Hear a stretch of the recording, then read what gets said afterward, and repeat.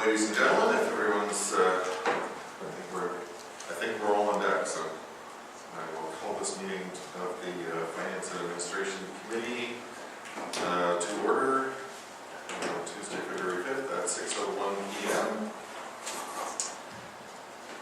Mayor Dion, would you care to move adoption of the agenda? Moved by myself, seconded by Councillor Rochon. Be it resolved that the Finance and Administration Committee meeting agenda of February 5th, 2019 be adopted as circulated. Thank you. Is there any, do we have any other proposed items? Staff has none. All those in favor of carrying the agenda, approving the agenda as circulated? That's great. Thank you. Do we have any disclosure of pecuniary interest on the matters before us tonight? Seeing none, we'll move on to approval of the committee minutes. Councillor Rochon. Be resolved that the draft minutes of the Finance and Administration Committee meeting of January 8, 2019, as printed and circulated to all members of the committee, be approved. Moved by myself, seconded by Mayor Dion. Thank you. Any comments on minutes from our last meeting? No. Seeing none, all those in favor? That's carried. So let's move right on then to the business of the meeting. Item 5.1 is a report on the 2019 proposed municipal operating and capital budgets. Perhaps we should, what I would suggest is perhaps we could put the motion on the table, but as we did last time, just so far just to receive it, and then we can discuss our recommendations later on. I'll read the motion to receive, moved by myself, seconded by Councillor Rochon. Be it resolved that report 2019 Finance 04, 2019 proposed municipal operating and capital budget revised, including the 2019 proposed estimates for the water and sewer operations, be received. Okay, and we can discuss where we're going from there later on.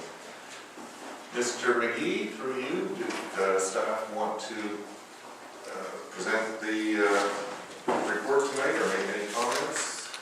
Certainly, Mr. Chairman, through you to the committee.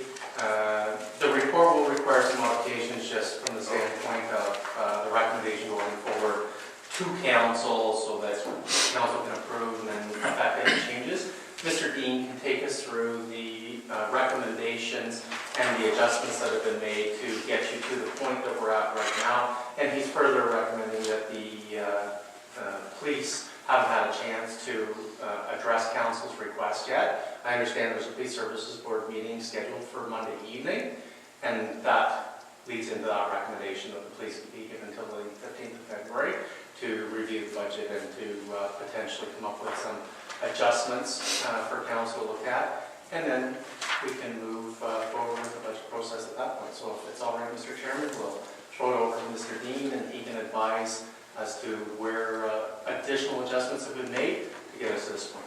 Thank you very much, Mr. Dean. Thank you, Mr. Chairman, through you to the committee. Council has asked the staff to present a budget with 2.5% cost of living increase. At first it was higher. In the first draft we made some recommendation, in the second draft we made some recommendation. The third one that you have is the final version so far. Committee approved last time that in the last meeting that at least the council budget should be within 2.5%. So we made some adjustments or recommendations.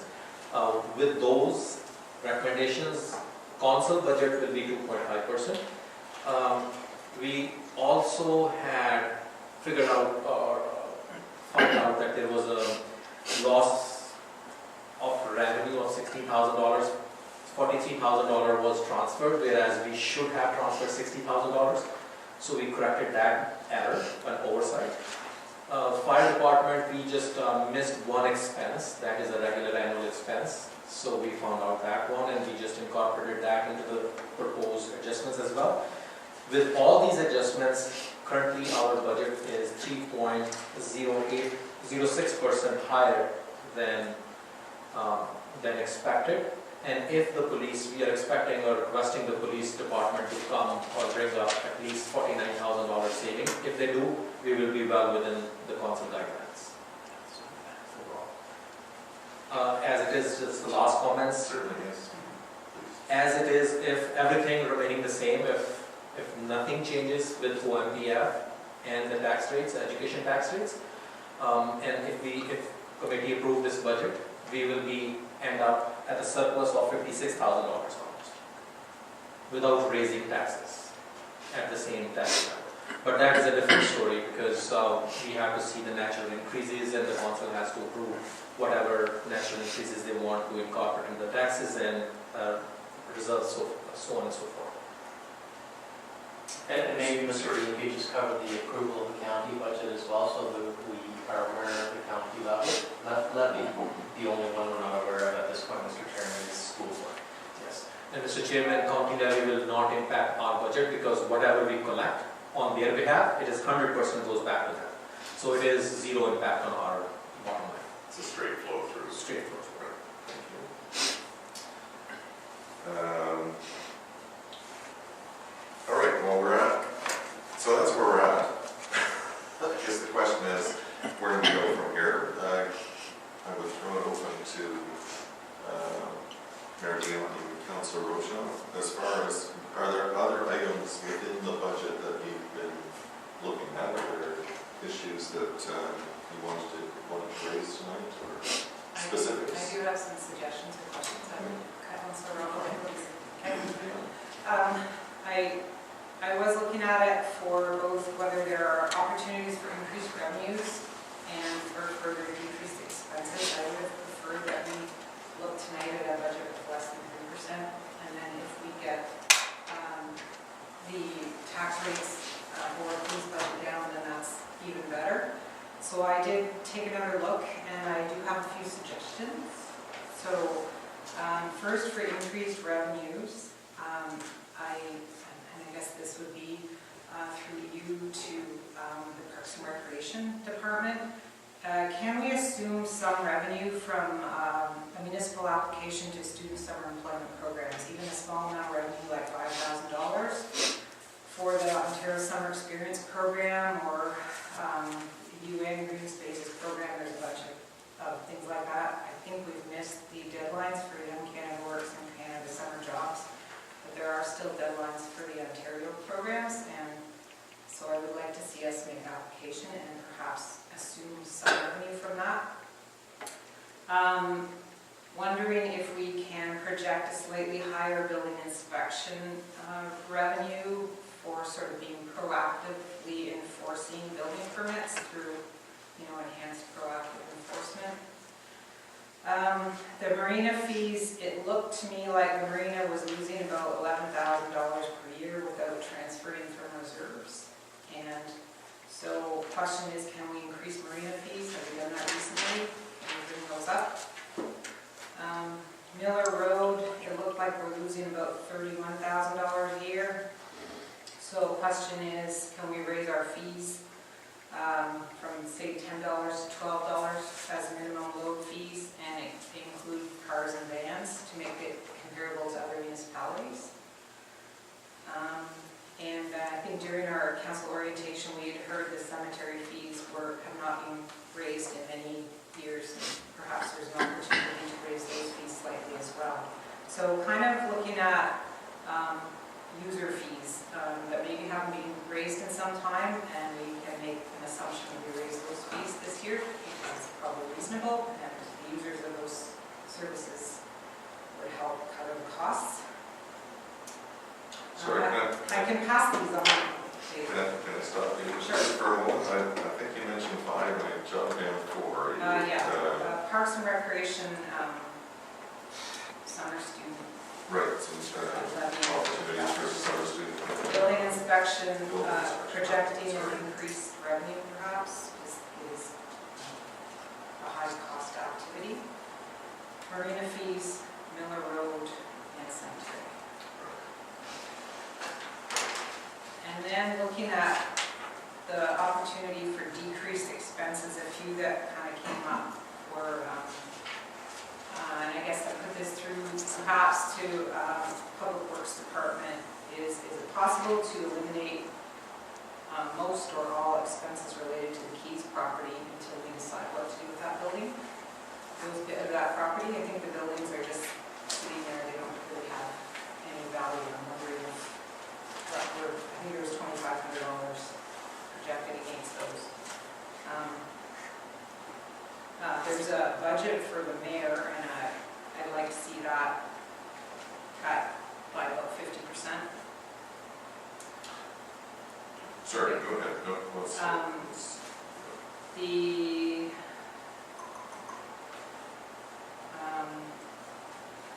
I'd like, and this is kind of a separate thing, but through the finance committee to ask the library board to kind of look at its business case for revenue and acquisitions for more value for citizens of the building.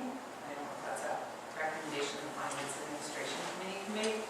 There's about a $370,000 difference of revenue and expenses on that facility, very important facility, but I'd like to see if we can make better use of it. And I think we have a new library board that might look at that. Building inspection and expenses to go with sort of increased revenue. I'm wondering if we can reduce expenses there a bit. There looks to be expenses for both a truck and a private vehicle, and I don't know if we need both. Do we need some of the small expenses each year? Those were a few things. And those were the bulk of the things I identified for decreased expenses. I had a few other questions about, I think the Main Street Grant Improvement Program is good until 2020, if I heard right at Roma last week. And if we don't, I think we're showing revenue and expenses there, and unless we have a solid plan, I just want to make sure we're not rushing that if this council hasn't had an idea to look at what's required, but I think we can probably figure it out for this year.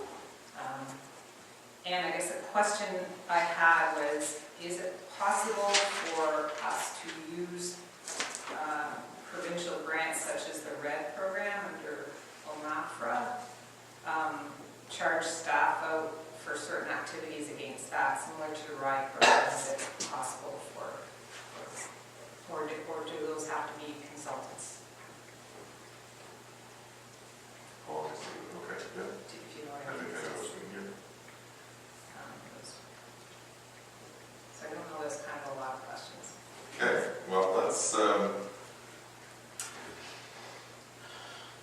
mean, we can, so, did staff, I guess you were saying you did share your notes with staff. I'm not sure, Mr. McGee, do you want to tackle some of these tonight? I was thinking some of these, like some of the questions about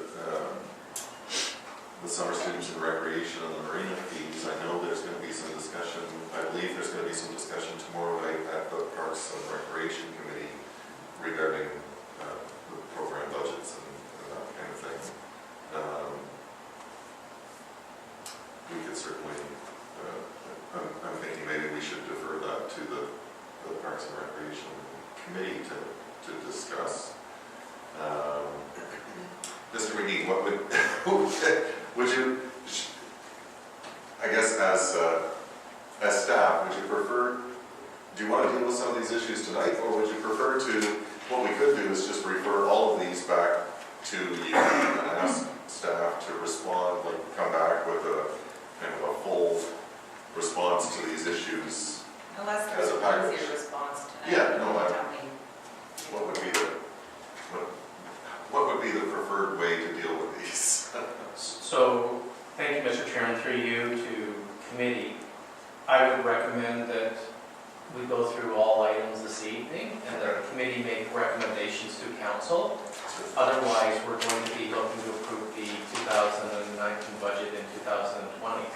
So, I can start off by helping out. User fees is one area that quite easily can be increased by the cost of living, and a lot of the user fees in down at Deep River already have an automatic cost of living increase attached to them.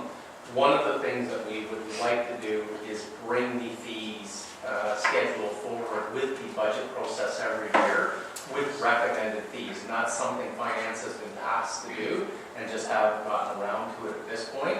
But it makes sense from a logistics perspective that the fees are part of the budget process so that everything is wrapped up in one nice little bundle. I believe we talked about summer students. The last summer student grant we got was Ms. McLaughlin applied for the grant. We got $3,000 and we applied for 8 students, were approved for 1, and the reporting requirements on it, Mrs. McLaughlin said she would never do it again. We talked to the province about it, and they said that the best you can ever hope for is 1 employee because the program is so oversubscribed. So it's not like 30 years ago when we were all summer students and kids where the Canada Experience Program and the Ontario Experience Program was pouring millions and millions of dollars into summer students. It's almost one of those programs that, why don't you just kill it because you got it on life support. So we don't see a great deal of value for that $3,000. And we've actually cut summer students and the use of summer students in areas in this budget to be more efficient. From the standpoint of the user fees, if anybody wishes to tackle them, Ms. Armstrong covered the marina. The marina had a comprehensive review done approximately 2 years ago, 2016. And rates were increased substantially at that point. And we can go through user fee by user fee and each one of the committee members' points categorically. And what I would recommend is that the motion be received be amended that each time a member of committee wants to say, you know what, let's increase marina fees by X percentage, then let's capture that at the time, and then at the end, we're not struggling to try and remember exactly what we did previously.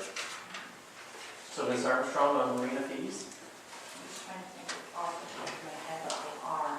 I know that we have a 24-foot dock rate and a 14-foot dock rate with $40 capital contribution every year. And that goes up to this year 1.25% come April.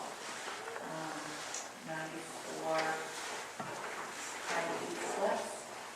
I'm estimating about $633 off the top of my head, roughly per slip.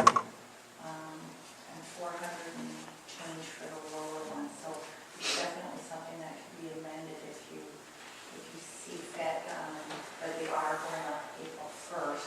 However, the marina users that are currently using our marina will be submitting their forms prior to the increase.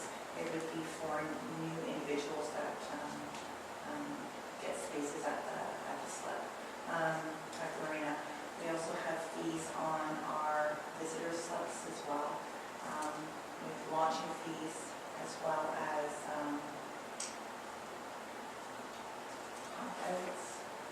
Pump outs, gasoline, confectionery items at the booth. One of the things that was implemented is a non-resident fee for slips. Yeah. So people from outside of Deep River pay a higher amount. Is it possible to increase these fees even more? Yeah, absolutely. The marina used to lose a lot more money, and through efficiencies with the management and operation and Mr. Patterson and Ms. Armstrong working together with increased revenues, they brought that to within $10,000 to $11,000. But you could look at potentially moving that up in the future. We'd probably recommend a phased-in approach rather than doing it all at once. Do a little bit over a few years, recognizing that we have an extensive waiting list of approximately 79 people waiting to get into the marina. Just to, you said that fees will be going up this year? The slip rentals are going up? April 1st. By only 1.5, Cost of living, 1.25. but our cost of living is 2.5.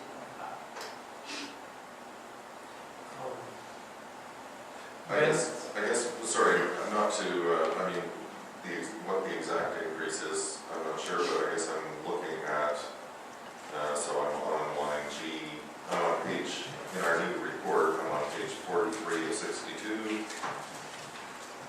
A few lines up from the bottom, marina slip rentals, we've budgeted the last couple of years, we've budgeted 60 and 62,000, and each year has come in at 68. This year, we're budgeting 68, but if I'm hearing that slip rentals are going up, perhaps there's room there to increase that a little bit, sorry. It would affect only new slip rentals. So if someone withdrew or had their Oh, I their see, slip, the implement, would be after. so anybody renewing, that's Prior going to to be the first. existing. Right. Oh, Gets the last rate. And the one anomaly, Mr. Chairman, is while there is a set amount for 16-foot docks and 24-foot docks, or sorry, 14-foot docks, depending upon the size of the boat, there may be additional revenue.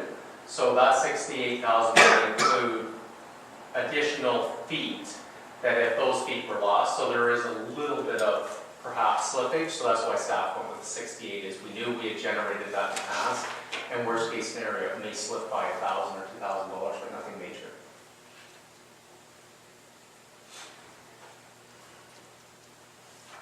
I guess I'm not aware of the marina user report that was done, but was there consensus that the marina should operate at a loss? Like that it was a public facility and somewhat like an arena or pool, that to me, they're not really the same. So I kind of think they should be more break even. Mr. Chairman. That's a previous council Yeah. decision, and I'm just trying to get up to speed on that. Yeah, Mr. Chairman, through you, I stand to be corrected, and I welcome anybody who wishes to, but I think that there's an expectation in the town of Deep River that everything is subsidized.